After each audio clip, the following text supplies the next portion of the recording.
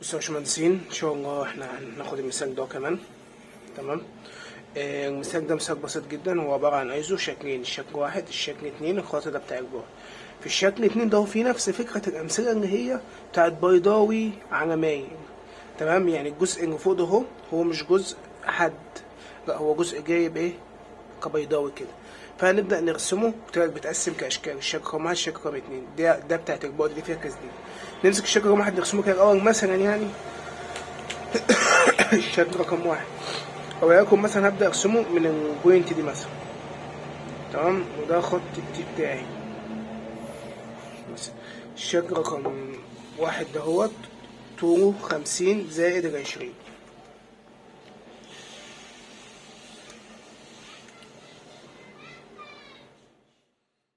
ادي 50 زائد 20 يعني 70. اطلع قائم يا ريس من على الطرف. المسافة دي اللي هي قدرها 15 زائد 20 يعني 35. 35 اهو. بعد كده هطلع من هنا المسافة اللي هي دي اللي هي قدرها 15.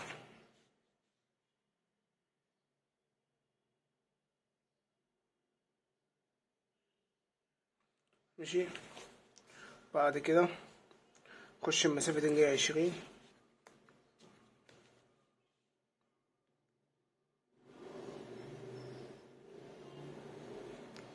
ادي هنا 20 دي.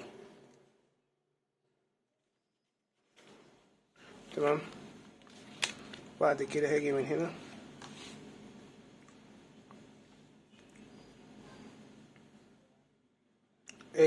انزل المسافة اللي هي قد ايه، اللي هي 20. هقولك دلوقتي من البعد ده. تمام. اللي هي 20 دي. بعد كده توصلهم ببعض، وده الشكل رقم واحد انت رسمته في الإليفيشن. مايل بزاوية 30 يمين. هبدأ قلتلك تاني خطوة بنحدد الزوايا، ممكن نرسم ايزومتريك عادي خالص، ونمده بعرض السايد فيو اللي هو 20 زائد 20 40 و30 70 75 كوبو كده. تمام، بمده بعرض 75 من كل الزوايا. ادي 75 اهي.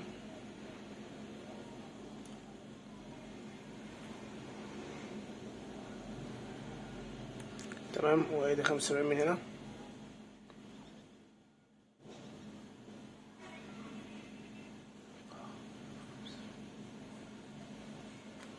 تمام، وادي 75.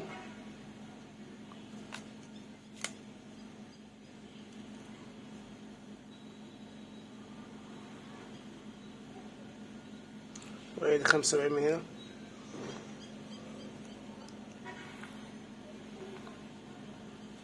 وادي 75.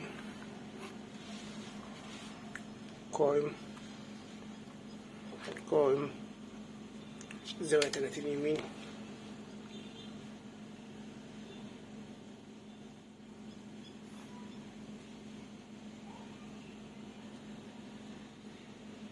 تمام.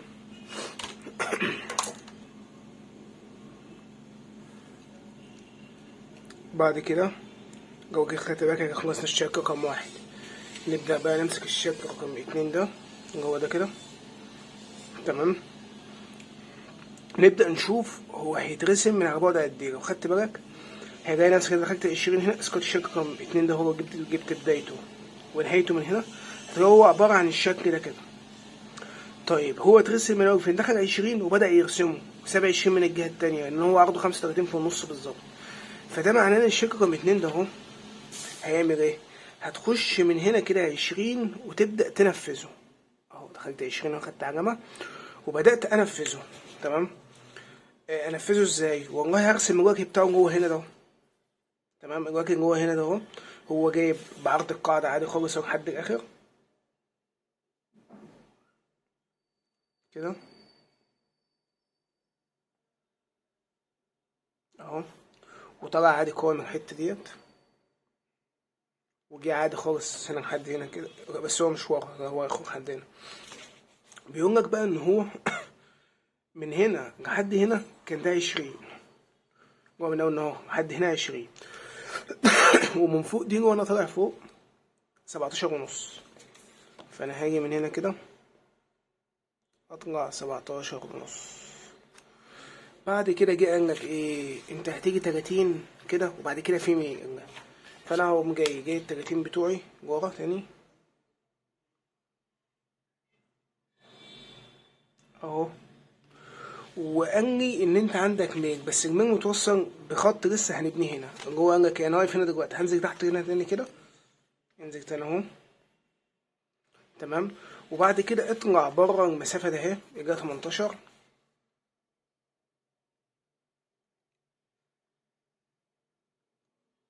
تمام. وبعد كده اطلع قائم المسافه ده. المسافه دي اللي هي قد ايه؟ هي قد ايه تقريبا؟ القاعده كانت 15، يبقى دي 15 زيها، 15 زيها. ووصلها بدي جبت الميل. طيب خلي بالك بقى، ده الوجه اللي هو هنا، ان احنا لسه هنمده شمال بعرض كام؟ بعرض 5 وكام؟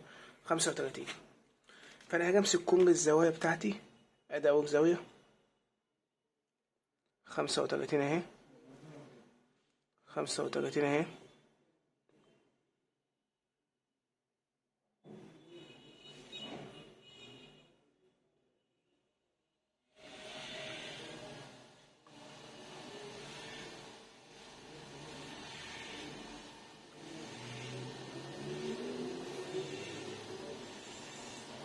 خمسة وتلاتين. وبعد كده امسح الزيادات دي كده. كل الحاجات دي بقى الجسم بتاعك اللي انت بنيته جوه رقم 2 ده غطى عليه، فتمسح الحاجات ديت عشان الحاجات دي مفهوم متبقاش موجودة. الخطوط دي كلها لأن الخطوط دي اتغطى عليها، بقى كلهم جسم واحد. هوضح تاني بس الجسم بتاعنا رقم 2 الأساسي اهو.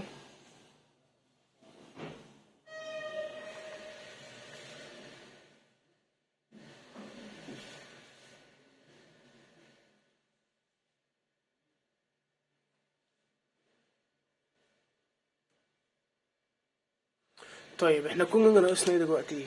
او انت جيت بصيت على الفيجن من هنا هتلاقيه توأم من الفيجن اللي عندك، الشكل ده والشكل ده. بس لو جيت بصيت على السايد فيو هتلاقي ادي الشكل مستطيل 1 2 3، هو فعلا 1 2 3.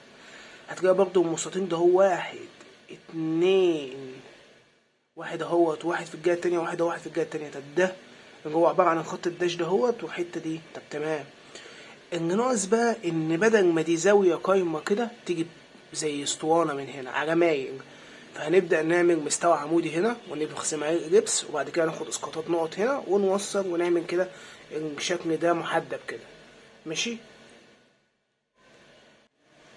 طيب هنعمل ايه بقى دلوقتي؟ هاجي من هنا، انا دلوقتي واقف هنا كده، هخلي دي مربع من هنا او مستوى عمودي هنا كده اهو. طيب بارتفاع قد ايه؟ والله بارتفاع 20 ده اهي زائد 17.5 دي، يعني كله 37.5. يعني انا هاجي من هنا كده هطلع 37.5 عمودي كده،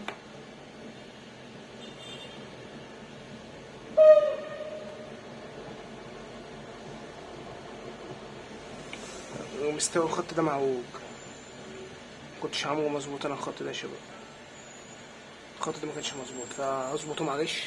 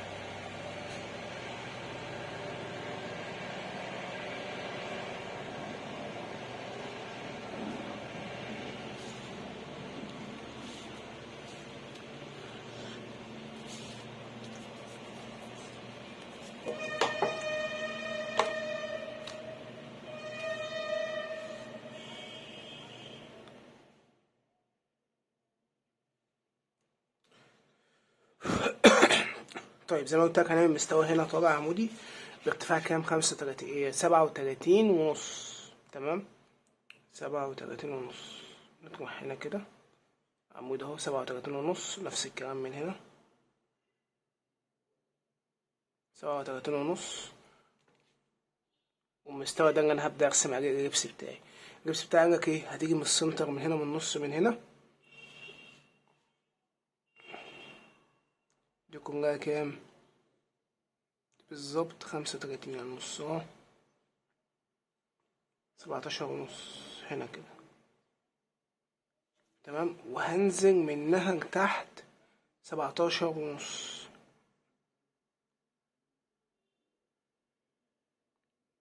طيب ده بقى المركز بتاع الريبس بتاعي. فانا والله هقوم جاي عامل معين بالشكل ده كده تمام، واكمله لتحت وفوق، بعمل محاور عشان ابدا اعمل علامه معين.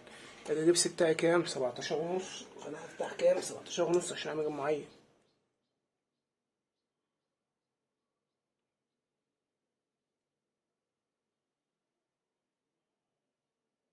علامه علامه علامه علامه. طيب ابدا اعمل معين، الاقي المعين يجي هنا بس يجي على واسع شويه هنا كده، يعني نطلع بره شويه كده تمام. لا ده هيبقى على قد المربع ده بالظبط. طب حلو. بعد كده دي منفرجه ودي منفرجه، يبقى هركز في المنفرجه اللي تحت. المعين متظبط اصلا اهو 35 في 35 اصلا. يبقى ادي عملت الربع الاول. طب الربع التاني هتجيب له مركز هنا، مطرح ما انت عملت دي توصل بالمركز ده، يديك ايه على الخط ده علامه. والمفروض ان انا كنت هعمل واحد هنا لسه تمام. كنت هتركز في المفرجة واعمل واحد هنا قوس، هيبقى بدايته هنا جاي كده، توصل تجيب العلامة هنا كده، اقوم جاي راح منها راكز فيها وعامل ربع ناقصني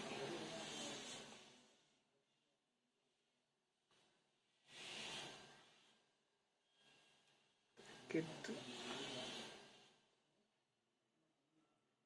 كده اهو. كده انا عملت الشكل البيضاوي بتاعي. طيب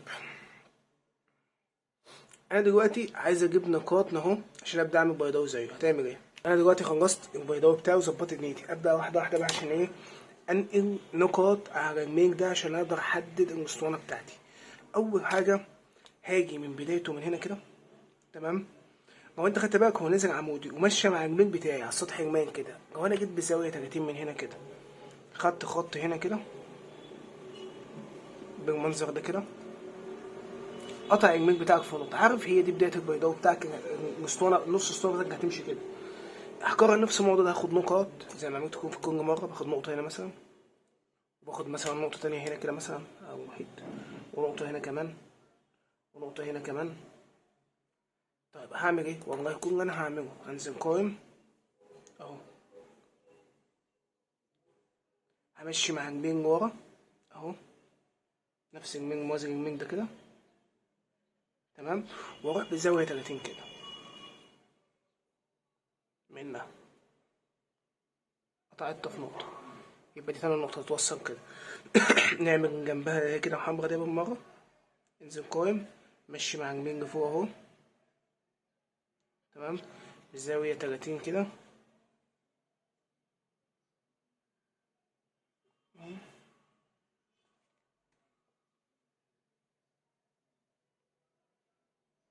حددت النقطة كمان، في نقطة في النص ما بينهم كنا عاملينها من الأزرق، نعملها عادي. انزل قائم بزاوية امشي موازي للميل ده كده، سطح المايل لاين اهو. بعد كده يا باشا امشي بزاوية 30 كده، قطعته في نقطة، الخط بتاعك ماشي كده، دي الاسطوانة بتاعتك خلي بالك. بعد كده يا باشمهندس هتعمل ايه؟ هتيجي برضه لو جينا حددنا بوينت هنا ونزلنا قائم تمام، وجينا بزاوية 30 يمين كده، وطلعنا موازي كده، نزلنا قائم لتحت طبعا انا موازي هنا كده، خط الاحمر كده هيجي البوينت هنا. بعد كده نفس القصة، ننزل نقاوم من هنا لتحت. تمام، طبعا بزاوية 30 كده. هعمل الزاوية 30 اما نشوف هيروح فين السكة. ولو جيت انت طلعت موازي ده هتلاقيه جات هنا كده تقريبا. تمام، يبقى انا كده ماشي ماشي ماشي ماشي ماشي ماشي كده. بعد كده نفس القصة، خد بوينت هنا، خد بوينت اخيرة خالص هنا. هتقفل بسبب التخزين. احنا كنا تقريبا وقفنا هنا عادي، نزلت قائم مش بزاوية 30، مشيت مع رجلين الخط ده جبت النقطة دي. نفس القصة، جيت بقى عند اخر بوينت هنا، نزلت قائم بزاوية 30، مشيت مع رجلين هنا كده كده كده كده، نفس الموزي، جبت اخر نقطة هنا. فاصبح ان انا كده خلصت الشكل بتاعي. تمام، الجسم بتاعك نازل هنا كده خلاص. طب انت ما فيش حاجة تانية بقى ترسم. فكون انت هتعمل ايه؟ انت عارف ان الكونج ده هيتمسح مش معانا بقى خلاص. كل اللي انت هتعمله ان الاسطوانه ده هتنتهي من ورا بيضاوي شبه دي بالظبط كده. فانا كل اللي هعمله ممكن انقل مراكز، يعني اعمل مراكز. مش انت لما جيت عملت القوس ده اهو كده كنت ركزت في المفرج اللي تحت دي كده ورحت جاي رايح اعمل القوس ده كده، صح؟ طب انا ممكن اعمل ايه؟ اروح جاي رايح ناقل المحور ده كده.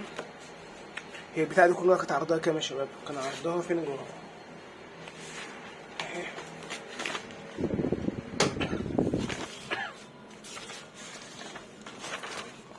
كان عرضها 50 زائد 18 60 68. يعني ده معناه ان انا ممكن امسك المركز ده اهو. فين المركز ده؟ المركز اللي انا علمت عليه ده اهو، انقله هنا 68. 68.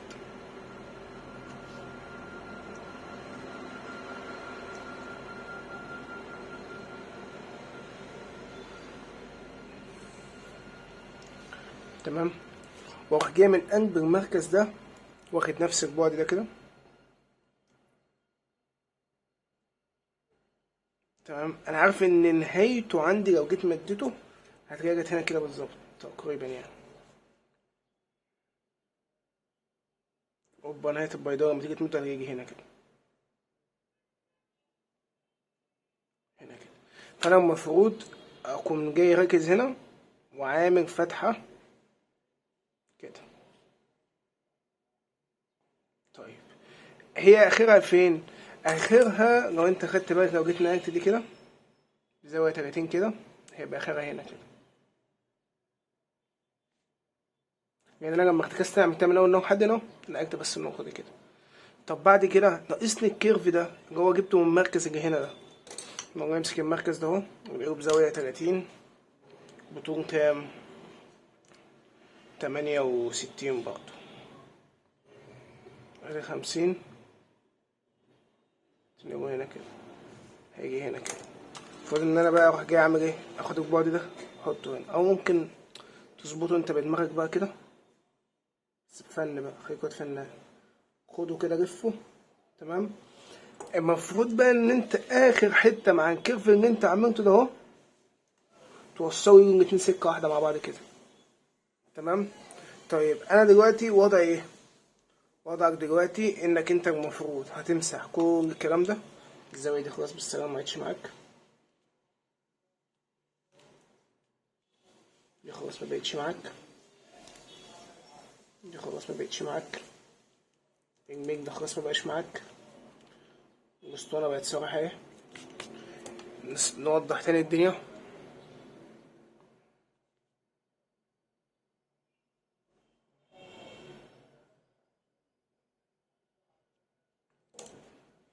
الاسطوانه بتاعتك حتى الشغل اللي معمول كله ده هو مش معاك في الرسمه. هو انت الارز بتاعك ايه؟ هو عباره عن ده كده، خط اللي طالع ده كده جايب كيرف ده كده، كيرف بتاع الاسطوانه من ورا. طبعا دي ممكن نكملها من هنا كده عشان الشكل السري دي من ورا نوضحها تاني. تمام، هو ده الايزو بتاعك، مفيهوش بقى اي في حاجه بقى اهو كده. ده الايزو بتاعك، انت طلعت بحته كده بعد كده شطفتها. تعال نبص كده، نبص تلاقي ان انت شفت الاسطوانه بتاعتك ده من اول ان هو كده الخط ده هو ده كده. بعد كده جيت تيجي طلعت الخط القائم ده هو الخط المايل ده. بعد كده طلعت بالكيرف بتاعك اللي هي الاسطوانه بتاعتك من بره واتقفلت من ورا اسطوانه، من هنا اسطوانه. وكده احنا خلصنا المثال ده.